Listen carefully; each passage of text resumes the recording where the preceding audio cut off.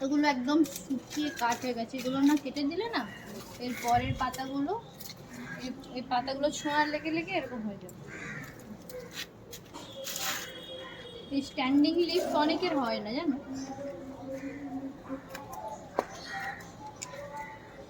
পরিষ্কার করে দিই। কচুরি পানাগুলো দেখো কি সুন্দর হয়েছে, ওই পচে গেছে জল তো। ও মাই গড, এটা পুরো বসে গেছে মাটিতে, সাপ নেই তো। দেখো কচুরি পানাগুলো কত বড় বড় হয়েছে, দেখো দেখাচ্ছে। হ্যাঁ আমি যাই, গরম লাগছে। কচুরি পানা 4টা তুলে নিয়ে এসেছিলাম সেই থেকে, সেগুলো কত হয়ে গেছে দেখো। এগুলো কাঁচের যদি বাটিতে সাজিয়ে রাখো না। কি হয়েছে?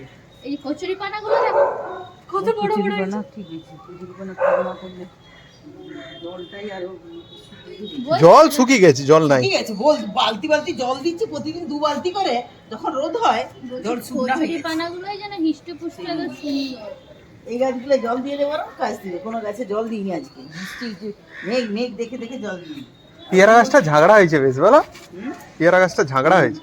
ওই ডগগুলো টুকে টুকে টুকে দিলে আরো হবে, আমি টুকে টুকে দিচ্ছি সব। এই পদ্মের বিছাটা রেখে দাও। হাই কি পড়ে গেল নাকি, পচে গেছে পদ্মর বিচে রেখে দিচ্ছি। মিতা মাসিকে দিয়েছিলাম একটা, হবে কি তাকে শুকাতে হবে। আরে তুমি ওইটা দিয়ে কাটো না। এগুলো জল দিতে হবে গাছে।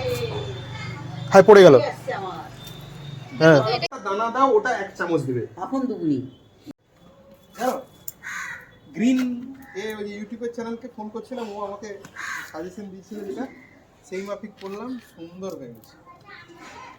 হ্যাঁ হ্যাঁ ও তুলে নিয়েছি, আবার হচ্ছে, আবার মুকুল আসছে। হয়েছিল একটা মাছ ছিল, একটা হয়েছিল এরকম বড় লম্বা।